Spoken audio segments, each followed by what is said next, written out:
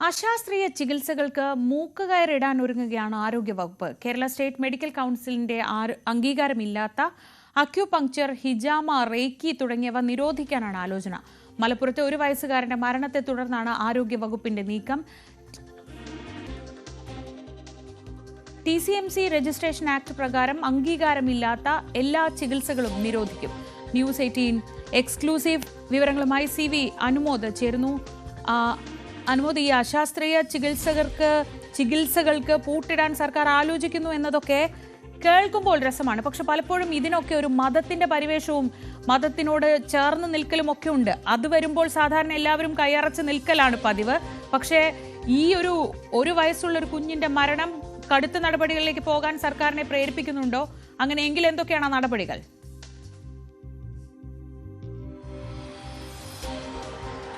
ശ്രീജ, ഈ അശാസ്ത്രീയ ചികിത്സകൾ ഏറ്റവും അധികം ആളുകളെ സ്വാധീനിക്കുന്നത് മലപ്പുറം ജില്ലയിലാണ് എന്ന ആരോഗ്യവകുപ്പിൻ്റെ ഒരു നിരീക്ഷണത്തിൻ്റെ അടിസ്ഥാനത്തിലാണ് ഇപ്പോൾ ഒരു വയസ്സുകാരൻ്റെ മരണത്തെ തുടർന്ന് ഇത്തരം നടപടികളിലേക്ക് കടക്കുന്നു, അല്ലെങ്കിൽ നടപടികൾ ശക്തമാക്കുന്നു എന്ന വിവരങ്ങൾ, അല്ലെങ്കിൽ അത്തരത്തിൽ നടപടികളിലേക്ക് സർക്കാർ നീങ്ങുന്നത്. ഏറ്റവും പ്രധാനപ്പെട്ട ഒരു കാര്യം Travancore Cochin medical practitioners act. ഈ ആക്റ്റാണ് ഇവിടെ കേരളത്തിൽ ഒരാൾ വൈദ്യശാസ്ത്ര ചികിത്സകൻ അല്ലെങ്കിൽ ഏതെങ്കിലും തരത്തിലുള്ള ചികിത്സയ്ക്ക് അവർക്ക് അനുവാദം നൽകുന്ന ഒരു ആക്ട്. അതുപ്രകാരം രജിസ്റ്റർ ചെയ്യാത്ത ഒരു തരത്തിലുള്ള പ്രാക്ടീസിങ് അനുവദിക്കില്ല എന്നാണ് സർക്കാരിൻ്റെ നിലപാട്. അതായത് അലോപ്പതി, ആയുർവേദം, ഹോമിയോ, ആയുഷിൻ്റെ കീഴിൽ വരുന്ന സിദ്ധ ചികിത്സ, ആയുർവേദം, യുനാനി തുടങ്ങിയവയ്ക്ക് ഒഴികെ ഇപ്പോൾ പ്രചരിച്ചുകൊണ്ടിരിക്കുന്ന അക്യുപഞ്ചർ, അതുപോലെ ഹിജാമ, ഈ റഖി ചികിത്സ തുടങ്ങിയ അത്തരത്തിലുള്ള ശാസ്ത്രീയമായി അടിത്തറയില്ല എന്ന് കരുതുന്ന അല്ലെങ്കിൽ നേരിടുന്ന അത്തരം ചികിത്സകളെ പൂർണ്ണമായിട്ടും നിരോധിക്കുക, അത്തരം പ്രാക്ടീസുകൾ പൂർണ്ണമായും നിരോധിക്കുക എന്നുള്ള നടപടി തന്നെയാണ് സർക്കാർ ഇനി ഇവിടെ കൈക്കൊള്ളാൻ പോകുന്നത്.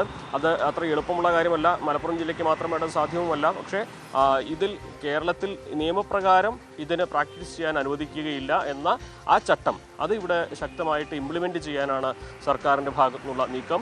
നേരത്തെ തന്നെ നമുക്കറിയാം, മലപ്പുറത്തെ വീട്ടിലെ പ്രസവം, പെരുമ്പാവൂർ സ്വദേശിനി മലപ്പുറത്തെ വീട്ടിൽ പ്രസവിച്ചപ്പോൾ ആ സംഭവം ഉണ്ടായപ്പോൾ തന്നെ ഇത്തരം നടപടികൾക്കെതിരെ സർക്കാർ നീക്കം തുടങ്ങിയിരുന്നു. പക്ഷേ ഇപ്പോൾ ഈ ഒരു വയസ്സുകാരൻ്റെ മരണം കൂടി അത് ഈ മതിയായ ചികിത്സ കിട്ടാത്തതിനെ തുടർന്നാണ് മഞ്ഞപ്പിത്തം അതിരൂക്ഷമായത്, അല്ലെങ്കിൽ മഞ്ഞപ്പിത്തം ഇത്തരത്തിൽ തലച്ചോറിനെ ബാധിക്കുന്ന സാഹചര്യത്തിൽ എത്തിയത് എന്ന് പോസ്റ്റ്മോർട്ടം റിപ്പോർട്ടിലൂടെ വ്യക്തമായ സാഹചര്യത്തിലാണ് ഇത് അശാസ്ത്രീയ ചികിത്സകൾ ജീവനെടുക്കുന്ന സാഹചര്യം ഉണ്ടാക്കുന്നു എന്ന സാഹചര്യത്തിലാണ്, അല്ലെങ്കിൽ ആ ഘട്ടത്തിലാണ് ഇപ്പോൾ സർക്കാർ ഇതിൽ കർശന നടപടികളായി മുന്നോട്ട് പോകാൻ ആലോചിക്കുന്നത്. ഈ കേരള മെഡിക്കൽ സർവീസ് ആക്ട് പ്രകാരവും, അതുപോലെ ഈ നേരത്തെ സൂചിപ്പിച്ച Travancore Cochin medical practitioner act പ്രകാരവും രജിസ്റ്റർ ചെയ്യാത്ത അത്തരത്തിലുള്ള എല്ലാ പ്രാക്ടീസുകളും, അത്തരത്തിലുള്ള എല്ലാ ചികിത്സകളും സമ്പൂർണ്ണമായിട്ടും നിരോധിക്കുക എന്ന നടപടിയിലേക്ക് തന്നെയാണ് സർക്കാർ കടക്കുന്നത്.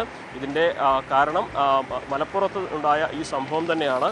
ഇതിൻ്റെ തുടർ നടപടികളിലേക്ക് അടുത്ത ദിവസങ്ങളിലേക്ക് ഇതിൻ്റെ സർക്കാർ കടക്കുമെന്നാണ് നമുക്ക് അറിയാനാകുന്നത്. ഏറ്റവും നിർണായകമായ ഒരു നീക്കം തന്നെയാണിത്. കാരണം നേരത്തെ പലപ്പോഴും മതത്തിൻ്റെ ഒരു പരിവേഷമുള്ളതുകൊണ്ട് ഇത്തരം നടപടികളിലേക്ക് സർക്കാരിന് കടക്കുന്നതിൽ ഏറെ പ്രതിസന്ധികളുണ്ടായിരുന്നു.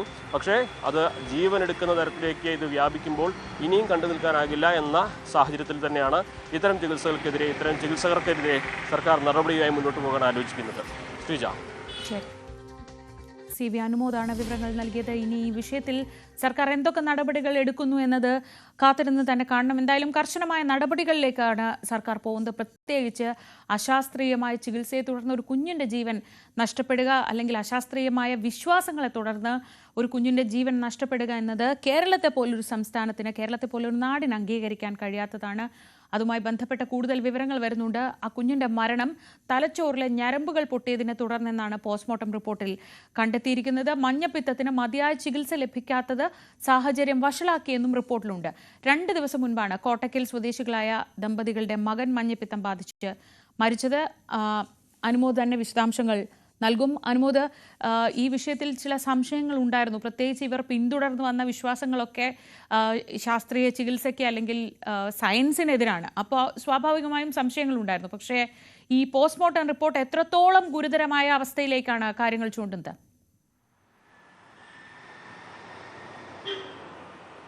ഈ കുട്ടിക്ക് 1 മാസത്തോളം മഞ്ഞപ്പിത്തബാധ ഉണ്ടായിരുന്നു. ആദ്യഘട്ടത്തിലൊന്നും ഒരു ചികിത്സയും ശാസ്ത്രീയമായിട്ടത് ലഭിച്ചില്ല എന്ന് തന്നെയാണ് കുട്ടിയുടെ ആരോഗ്യസ്ഥിതി ഇത്രയും വഷളാക്കുവാനും മഞ്ഞപ്പിത്തം തലച്ചോറിനെ ബാധിക്കുവാനും തലച്ചോറിലെ ഞരമ്പുകൾ പൊട്ടുന്ന അവസ്ഥയ്ക്ക് വഴിയൊരുക്കിയതുമെന്ന് തന്നെയാണ് പോസ്റ്റ്മോർട്ടം റിപ്പോർട്ടിൽ പറയുന്നത്. അതായത് കൃത്യമായ ചികിത്സ ലഭിക്കാത്തതാണ് ഈ ഒരു അസുഖം മൂർച്ഛിക്കുവാനും അത് കുഞ്ഞിനെ ജീവനെടുക്കാനുള്ള സാഹചര്യം ഉണ്ടാക്കിയതെന്ന് പോസ്റ്റ്മോർട്ടം റിപ്പോർട്ടിൽ പറയുന്നുണ്ട്. കുട്ടിയുടെ ശരീരത്തിൽ അക്വാപങ്ചർ ചികിത്സ ചെയ്തതിൻ്റെ അടയാളങ്ങളുണ്ട് കരളിൻ്റെ ഭാഗത്ത്. പക്ഷേ അതിനപ്പുറം മറ്റൊരു ചികിത്സയും ഈ കുട്ടിക്ക് നൽകിയിട്ടില്ല. അത് ഈ കുട്ടിയുടെ രോഗം പരിഹരിക്കുന്നതിന് പര്യാപ്തവുമായിരുന്നില്ല. സാധാരണ തലച്ചോറിലേക്ക് മഞ്ഞപ്പിത്തം ബാധിക്കുക എന്ന് പറയുമ്പോൾ അത് അത്രയും ഗുരുതരമായൊരു സാഹചര്യത്തിലായിരിക്കും. ആ കരളിൻ്റെ പ്രവർത്തനം തടസ്സപ്പെടുമ്പോൾ ബിലിറുബിൻ്റെ അളവ് കൂടുമ്പോൾ അത് തലച്ചോറിലെ ഞരമ്പുകളെ ബാധിക്കുന്നു. ഞരമ്പുകളിൽ നീർക്കെട്ടുണ്ടാക്കും. ഒപ്പം ആ നീർക്കെട്ട് കൂടുന്ന സാഹചര്യത്തിൽ തലച്ചോറിലെ ഞരമ്പുകൾ പൊട്ടി രക്തസ്രാവം ഉണ്ടാകുന്നു. അങ്ങനെയാണ് ഈ കുട്ടിയുടെ മരണം ഉണ്ടായത് എന്നാണ് പോസ്റ്റ്മോർട്ടം റിപ്പോർട്ടിൽ പറയുന്നത്. ആ കുട്ടിയുടെ മരണം വളരെ പെട്ടെന്നായിരുന്നുവെന്ന് വീട്ടുകാരും ഇതിനോടകം തന്നെ വ്യക്തമാക്കിയിരുന്നു. പെട്ടെന്ന് തല കറങ്ങി വീഴുകയും അപസ്മാരത്തിൻ്റെ ലക്ഷണങ്ങൾ കാണിക്കുകയും തുടർന്ന് ബോധരഹിതനാവുകയും തുടർന്ന് മരണം സംഭവിക്കുകയും ചെയ്തു എന്നായിരുന്നു രക്ഷിതാക്കളുടെ ഒരു മൊഴി ഉണ്ടായിരുന്നത്. അത് ഈ ഒരു മഞ്ഞപ്പിത്തം അതിൻ്റെ മൂർച്ഛിച്ച അവസ്ഥയിൽ ഏറ്റവും രൂക്ഷമായ അവസ്ഥയിലുള്ള സാഹചര്യമാണ് അത്തരത്തിലൊരു മരണത്തിലേക്ക് വഴിയൊരുക്കിയത്. അപ്പോൾ കൃത്യമായ സമയത്ത് ചികിത്സ ലഭിക്കാത്തത് തന്നെയാണ് ഈ കുട്ടിയുടെ ജീവനെടുത്തതെന്ന് പോസ്റ്റ്മോർട്ടം റിപ്പോർട്ടിൽ കൂടി വ്യക്തമാകുമ്പോൾ ഇതിൽ ശാസ്ത്രീയ ചികിത്സകൾ നൽകാത്തത് എത്രമാത്രം അപകടകരമായ സാഹചര്യമാണ് തീർക്കുന്നതെന്ന് കൂടി വ്യക്തമായിരിക്കുന്നു. ഒരു പ്രധാനപ്പെട്ട കാര്യം, ഇനി ഇതിൻ്റെ ലാബ് റിപ്പോർട്ടുകൾ രാസപരിശോധനാ ഫലങ്ങൾ വരേണ്ടതുണ്ട്. അതിനുശേഷമേ മറ്റ് നടപടികളിലേക്ക് പോലീസും ആരോഗ്യവകുപ്പും പ്രവേശിക്കൂ എന്നാണ് അറിയാൻ കഴിയുന്നത്. ഈ കുട്ടിയുടെ രക്ഷിതാക്കളുടെ മൊഴിയെടുക്കേണ്ടതുണ്ട്. കുട്ടിക്ക് അക്യുപഞ്ചർ ചികിത്സ നൽകിയവരെ കണ്ടെത്തേണ്ടതുണ്ട്. അത്തരം കാര്യങ്ങളിലേക്ക് കടക്കണമെങ്കിൽ ഒരു പക്ഷേ ഈ ഒരു ലാബ് പരിശോധനാ ഫലങ്ങൾ കൂടി വരേണ്ടതുണ്ട്. അതിനുശേഷമായിരിക്കും പോലീസിൻ്റെ ഭാഗത്തുനിന്നും അത്തരം നീക്കങ്ങൾ ഉണ്ടാവുക. എന്താണ് തിടുക്കപ്പെട്ട് ഒരു നടപടിയിലേക്ക് പോലീസ് കടക്കുകയില്ല. പക്ഷേ ഈ മരണത്തിലേക്ക് നയിച്ച കാരണം മഞ്ഞപ്പിത്തത്തിന് ചികിത്സ നൽകാത്തത് തന്നെയാണെന്ന് വ്യക്തമാകുമ്പോൾ സ്വാഭാവികമായിട്ടും വരും ദിവസങ്ങളിൽ ഇതിൻ്റെ കർശന നടപടികൾ പോലീസിൻ്റെ ഭാഗത്തുണ്ടാകുമെന്ന് തന്നെ വേണം നമുക്ക് മനസ്സിലാക്കാൻ. ശ്രീജ, സി വി അനുമോദാണ് വിവരങ്ങൾ നൽകിയത്. ഈ വിഷയം